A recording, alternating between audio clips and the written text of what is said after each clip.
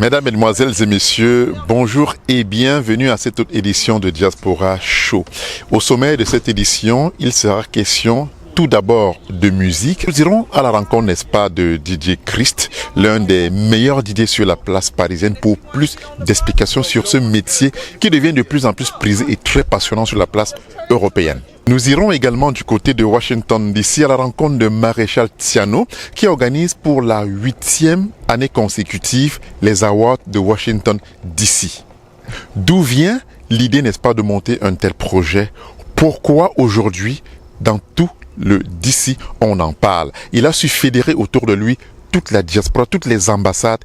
C'est pourquoi c'est devenu un événement incontournable ici du côté de l'oncle Sam.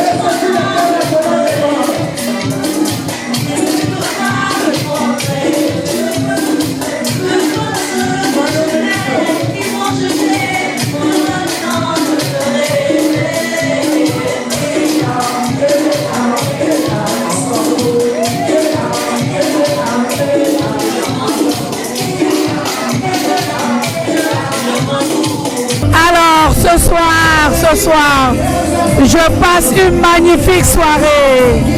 Christelle de Paris, le cercle des amis ambitieux de Paris. Je suis très contente. La soirée est magnifique.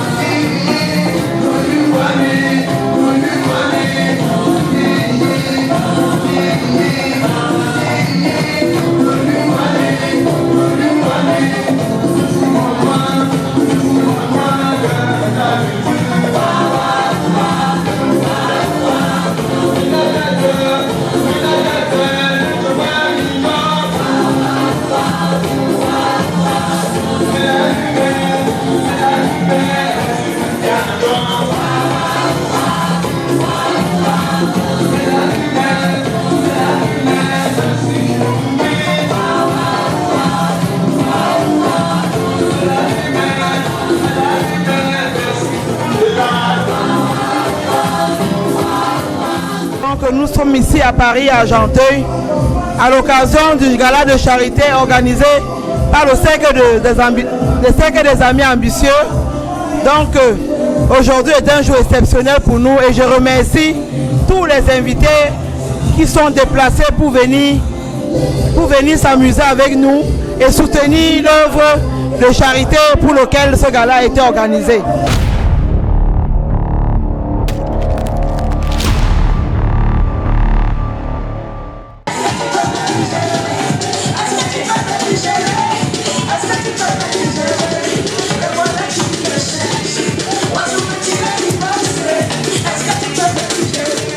Nous sommes en compagnie de Didier Christ, Christian Nomor, comme on l'appelle affectueusement. Didier Christ, le sourire de Paris. Il faut savoir que dans tout type d'événement d'envergure qui se réalise, que ce soit en Afrique, en Europe, aux États-Unis, on a toujours besoin d'un jockey qui va ambiancer, qui va mettre de l'ambiance et qui va faire danser ceux et celles qui vont assister à cette cérémonie. Et c'est dans ce cadre que nous avons invité ici avec nous Didier Christ, l'un des meilleurs, pour ne pas dire l'un des grands disc jockeys sur la place parisienne, pour qu'il nous parle un tout petit peu de cette passion, bref, de sa passion pour le disc jockey, de sa passion pour la musique et surtout pourquoi Didier Christ, le sourire de Paris. Bonjour Monsieur Hilaire Sophie, c'est un honneur d'être parmi vous aujourd'hui, hein. Je suis très content, je suis très honoré déjà. Je dirais d'abord grand merci pour cette vitrine et pour tout ce que vous faites pour l'Afrique en général et je dirais pour le monde aujourd'hui. Donc je tenais d'abord à vous donner ces remerciements. Pourquoi le sourire de Paris? Tout simplement parce qu'il paraît que je suis quelqu'un qui sourit tout le temps. Déjà c'est une chose et après il faut savoir que le sourire de Paris ne vient pas de moi-même. Ça vient de qui? Ça vient de l'immense artiste Majwahi. Oui, c'est-à-dire que son premier voyage en Europe, quand elle a fait ma rencontre, elle s'est rendue compte qu'elle trouvait un DJ qui était tout le temps souriant, tout le temps. Elle a dit, il faut qu'elle fasse une surprise à ce garçon, parce que je n'ai jamais vu un garçon aussi merveilleux. Et donc, quand elle est partie au Cameroun, elle a sorti un son où elle dit souvent, c'est bon Dieu, il n'y a pas Choco. Bon Dieu, il n'y a pas Choco. Et il suffit d'aller sur YouTube, vous allez trouver le son. Et c'est là où dedans, elle dit, Christian Nomor, le sourire de Paris. Magnifique. En tout cas, on fait coucou à Majwahi, qui était d'ailleurs là il y a quelques mois et qui est reparti du côté de Cameroun. Alors, Didier Christ, dites-nous un tout petit peu, c'est une passion, c'est votre métier. Expliquez-nous un tout petit peu comment on en arrive à être un disc jockey aussi talentueux, aussi connu sur la place européenne. Bon, je dirais qu'au départ, c'était une passion. Ça, il ne faut pas se mentir, c'était vraiment une passion. Sauf qu'apparemment, je suis quelqu'un qui aime des choses sérieuses, qui aime faire les choses vraiment jusqu'au bout. Et donc, prenant cette passion, je me suis rendu compte que à force de continuer, les gens apprécient et moi-même je commençais déjà tellement à apprécier que je ne voulais plus sortir de là. Et donc au final, ça devient aujourd'hui un travail parce qu'aujourd'hui je peux dire que j'ai vu de la musique. Oui, donc pourquoi est-ce qu'elle est venue? Parce que je suis d'abord quelqu'un qui est né dans une famille d'artistes, de DJ, donc c'est un peu dans le sang hein, quelque part. C'est un peu dans le sang. Alors, on vous a très souvent observé lors de vos prestations où parfois vous vous transcendez, parfois aux côtés des artistes que vous mixez.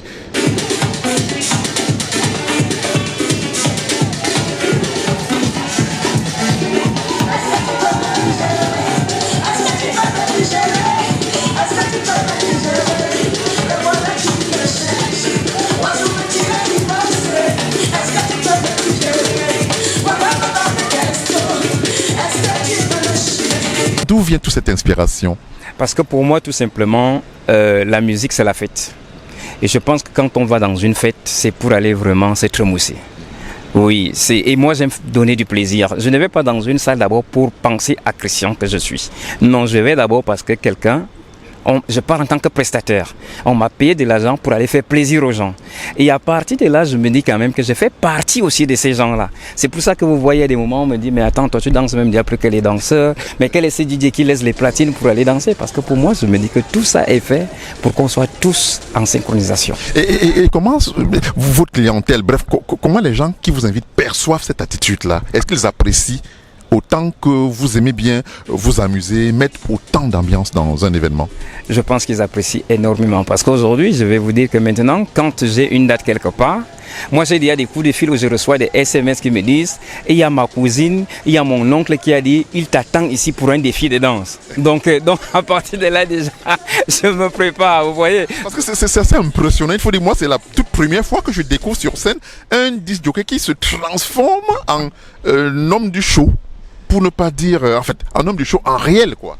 Oui, c'est vrai que c'est surprenant, mais comme je vous ai dit au départ, hein, c'est-à-dire que je pense qu'on part dans une fête, c'est vraiment pour se faire plaisir, pour s'amuser. Et moi, je pense que beaucoup de mes collègues doivent vraiment se mettre ça dans la tête. Il faut éviter d'être coincé en quelque sorte. Voilà, arrêter un peu de jouer les stars.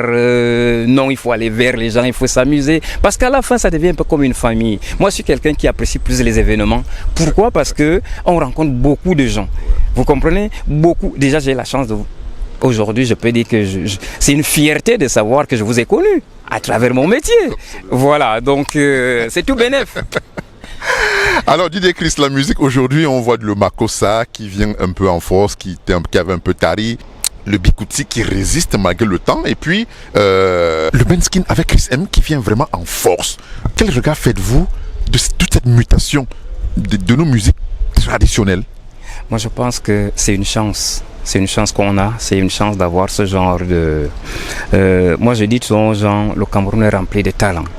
Et aujourd'hui, on a cette chance de découvrir qu'au niveau de la musique, on est bourré de talents. C'est-à-dire que vous parlez de Chris M, on parle du Bensikin, il faut voir comment elle a modernisé ça. C'est autre chose. Aujourd'hui, on parle du Molé, ce qu'on ne connaissait pas avant. Au départ, moi-même, j'étais de ceux-là qui disaient l'ombolé c'est encore quoi. Mais je peux vous assurer que je ne peux plus finir une soirée aujourd'hui s'il n'y avait pas du Molé. Donc, le Makossa, je dirais que en fait, c'est aussi de notre faute. Quand je dis notre faute, c'est-à-dire je vais parler de nous, les DJ en général. Hein. C'est-à-dire que j'aime bien souvent parfois porter ce fardeau-là parce que j'estime que je fais quand même partie des anciens aujourd'hui au niveau de la place parisienne, je vais dire. Voilà, donc pourquoi? C'est-à-dire que le Makossa, il faut que nous-mêmes déjà en tant que DJ, qu'on essaie de valoriser nos musiques. Parce qu'on a ce problème, je peux vous assurer que vous pouvez partir dans des soirées parfois camerounaises, vous comptez le nombre de musiques camerounaises qui jouent. Alors, et pourtant, on a toute une variété. Exactement, on a toute une variété. Qu'est-ce qui fait pour le problème? Qu'est-ce qui fait le problème en réalité? Moi, je pense qu'on adore copier. On pense qu'en jouant les musiques des autres, parce que soi-disant, c'est les musiques de l'heure. C'est là où on passe pour le meilleur DJ. Alors que c'est là l'erreur. Parce que c'est vrai, la musique universelle, on est DJ national, international, ça veut dire qu'on doit jouer toutes les musiques. Moi aujourd'hui j'ai la chance de faire des soirées gabonaises, de faire des soirées congolaises, ivoiriennes. Oui, parce qu'on a appris, mais ça ne veut pas dire que j'ignore quand même d'où je viens. Vous comprenez? Donc ça quand même il faut le valoriser. Moi je suis parfois surpris quand j'ai un mariage congolais. Les Congolais me disent tout simplement, monsieur Hilaire, Didier, nous on vous a pris parce que vous êtes bon. Mais ce n'est pas pour nous jouer la musique camerounaise. c'est que je ne peux jamais entendre dans une soirée camerounaise. Tout au contraire, on vous agresse pour mettre la musique congolaise. Vous voyez un peu la différence? Si on commence nous-mêmes déjà à travailler par rapport à tout ça, je pense que c'est un grand pas.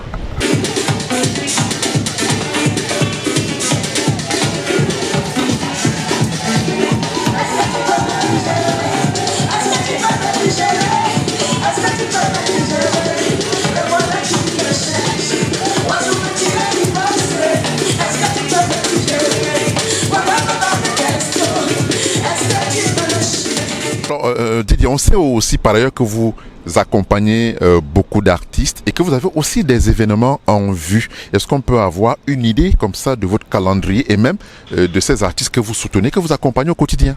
Oui, j'ai eu cette chance d'avoir la confiance de pas mal d'artistes. C'est vraiment une chance, hein, je le dis, parce que c'est pas facile. Donc déjà, je vous parlerai tout simplement de l'événement, le grand événement que j'ai la lourde charge d'être le promoteur.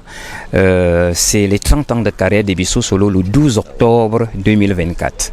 Le 12 octobre 2024, je répète, parce que je souhaite vraiment qu'au niveau de la place parisienne, que ce côté où justement on venait de parler tout à l'heure, on pense que le Bikoursi, malgré qu'il se maintient, où sont passés les anciens, parce que Bissot Solo fait quand même partie de ces anciens qui comptent plus de 10 albums aujourd'hui, et donc il veut nous faire revivre tous ces albums au niveau de la place parisienne. C'est une chance. C'est une chance. On ne devait pas rater cet événement. Donc il y a ça que je prépare où je me suis dit je vais me mettre à 120% parce que c'est du live. Sinon, entre-temps, il ne faut pas oublier que le 9 décembre, je serai là à l'événement de la soirée des Bafia de l'Europe qui se passera, je pense, à Creil, si je ne me trompe pas. Oui, et dans le département du 68, à quelques... Voilà, exactement. C'est ça. Oui, la soirée de la communauté des Bafia.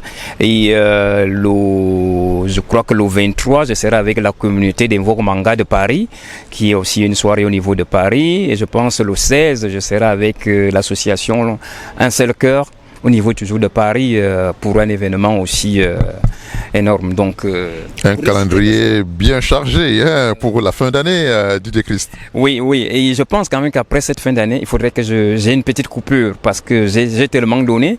Je remercie le Seigneur et je remercie aussi, permettez-moi de remercier mon épouse ici, parce que je pense quand même que dans la vie, en fait, ça c'est ce que nous on oublie et je conseille vraiment à mes collègues d'avoir une bonne compagnie.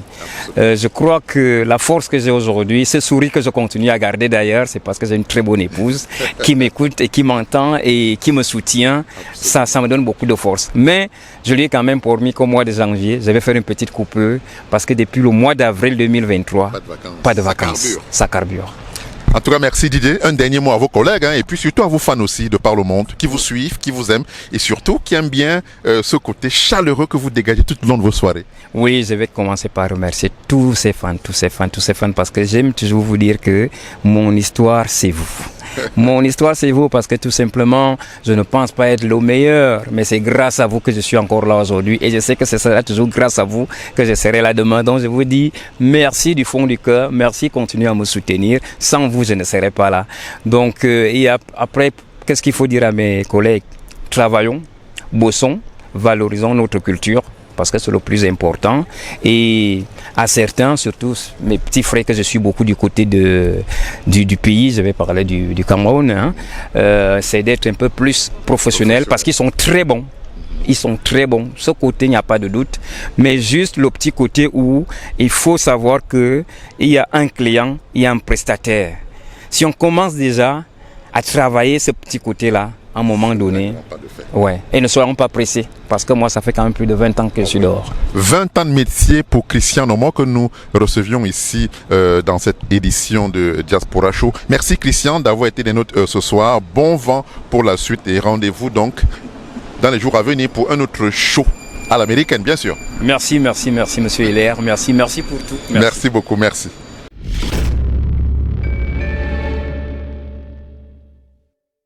Bonsoir chers téléspectateurs, je m'appelle Maréchal Tiano, je suis le Chief Executive Officer des African Awards of Washington. C'est une cérémonie qui récompense le talent américain basé aux États-Unis et qui a lieu chaque année. Oui, nous avons une très forte communauté africaine ici aux États-Unis et qui excelle dans des domaines divers et variés. Nous avons pensé qu'il fallait sortir du domaine contemporain, de faire des spectacles où on rencontre juste des artistes musiciens.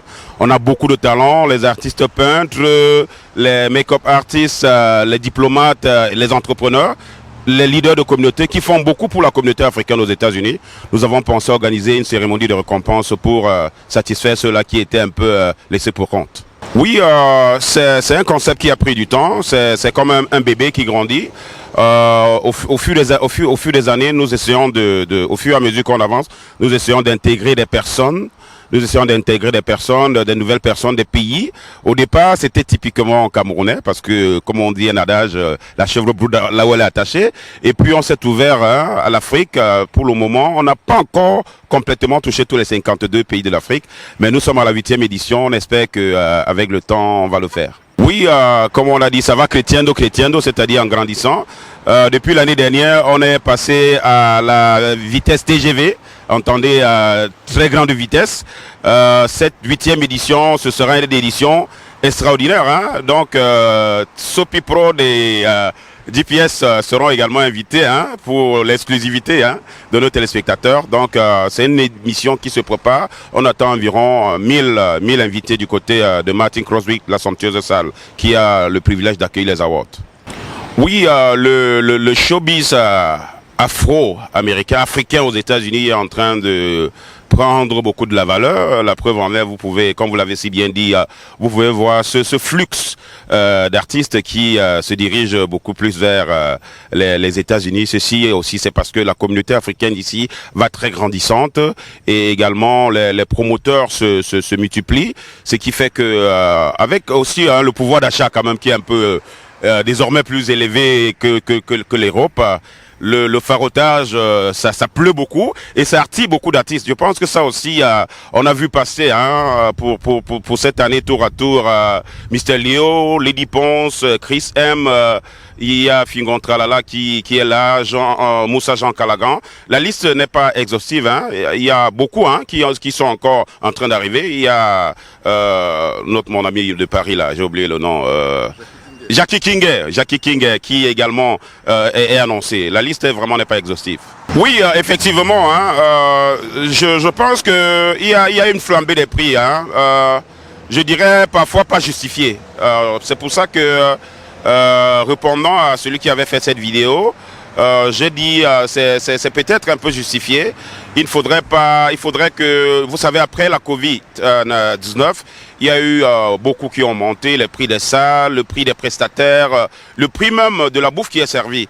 Donc du coup, ça a monté. Bon, maintenant, est-ce que les promoteurs se cachent derrière cela pour justifier une flambée non représentative? C'est un peu relatif. Mais il y a quand même ce constat qui est là. Il y a une flambée des prix et chaque promoteur pourra peut-être justifier à sa guise. Et merci d'avoir été de nous tout au long de cette édition. Rendez-vous la semaine prochaine pour une autre édition beaucoup plus exaltante.